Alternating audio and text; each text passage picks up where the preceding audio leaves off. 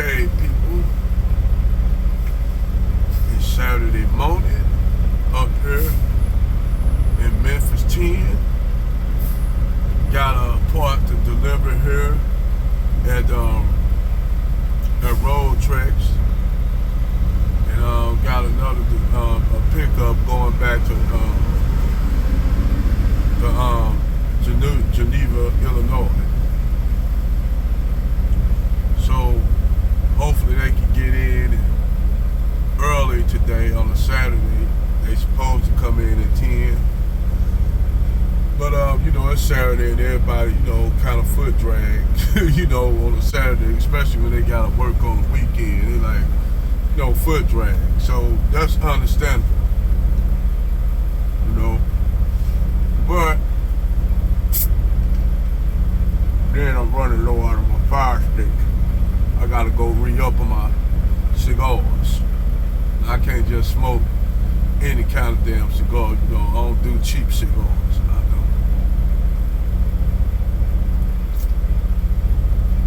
don't. Gotta have 5 quality fire sticks. You dig? But anyhow, as I'm waiting here in this door,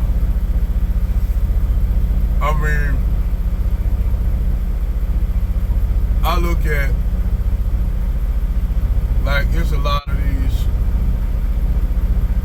you look at society and just the backwardness of society, the way society is going, and you live in a society where nobody don't give a crap about anything. Anything goes. And I'm at that part of life where I'm starting to see a lot of things that even when I was a kid, because I grew up in the 80s, I grew up around I was in elementary and middle school and high school pretty much through the 80s to early 90s. So I've seen a lot of things change, and I'm pretty sure it's generations before me that seen those same changes, and some things that the direction of this country, the way it's going, is in the shitter. If you ask a lot of these people, for instance, just this here alone, let me turn off this damn, forgot about turning off this personal shit. Still had it on personal. My bad, shit, I've been here too long. But when you look at how culturally, especially particularly, I'm talking about black people in general, even from the music, when I was growing up, I heard you had hip hop was in its infancy. Hip hop basically just came out with the Sugar Hill Gang and stuff like that. And all it did was it evolved from funk. That's what hip hop evolved from, all Parliament and Parliament.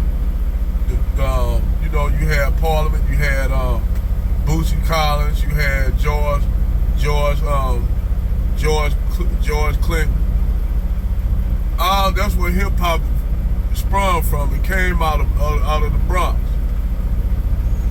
But back then you had this was almost at the end of the disco era, when the disco era was turning over into the 80s and shit. You can see that self-explanatory when you look at Eddie Murphy movie Changing Places. And that was a pretty funny ass movie, man. Eddie Murphy and Dan Aykroyd. That was a good ass movie, man, with Dan Aykroyd. Then the fact that they linked all the movies to Coming to America and shit like that. But you can see the music when I came up, you actually have love music. You actually had men singing ballads to women. You had women actually singing how, love letters and shit to men, how they love men, how they love family, how they love all these songs in the early 70s to 60s. This back then with black men and women, this before this divide in the community really came about between black men and black women, because you had like, for instance, like, we talking about this thing about blue collar guys. And back in the day when I was a kid, you would see an average looking dude, but he had a good ass job with a fine ass baddie. And she went all into she liked the name brand clothing and shit like that. But back then, time was time was simpler then. I understand that. But you didn't have, you'll have a brother that was what you would consider an average earning brother. And you'll have that woman, that brother may be working somewhere in a factory in St. Louis. He probably working at General Motors or Chrysler. Back in the day, it was called McDonnell Douglas. Now it's Boeing now, but it used to be called McDonnell Douglas Aerospace. So you had a lot of these brothers that had blue collar jobs, and those brothers back then were celebrated by them women. Them women will actually go places where those brothers was at so they could get hooked up. Hooked up with them brothers that got their good 401k, that pension, working at General Motors and shit. This like damn near when the crack epidemic kicked off around the 80s. I was there when the crack epidemic kicked off, and when the crack epidemic kicked off, man, that destroyed a lot of families. A lot of households were destroyed from the crack epidemic. I mean, I seen people, men and women, that that when that crack epidemic hit, it hit like a motherfucking ton of bricks. But eventually it phased off to the point where I worked at a job, man. I worked at Chrysler. I worked at a job where you had people that were functioning crackheads. You know what I'm saying? They were functioning crack. You wouldn't know they're a crackhead, but they was a functioning crackhead. They kept a job. They kept a job. They paid their bills. So they took care of their kids. They were just on crack. You know what I'm saying? Just on crack. So you look at it now, you got weed heads. Niggas that smoke weed every day that don't do shit.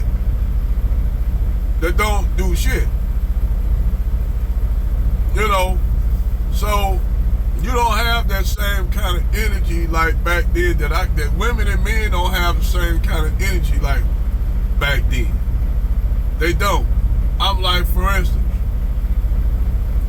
you got brothers talking about 50-50 and women, what they call like Jason Black. That's why I have a problem with Jason Black when he was up here telling this chick, that's a high earner, that asked her would she settle for a guy working at Circle K. And I would add, and then the woman, you should have seen the response of this woman. You should have seen how she looked. Like, oh my God, but at Circle K, but she didn't want to be bluntly honest and just say, no, I'm not gonna date no dude, no brothers working at Circle K. Nothing against them. Nothing against the brother, but yeah, when you're used to a certain kind of standard of life,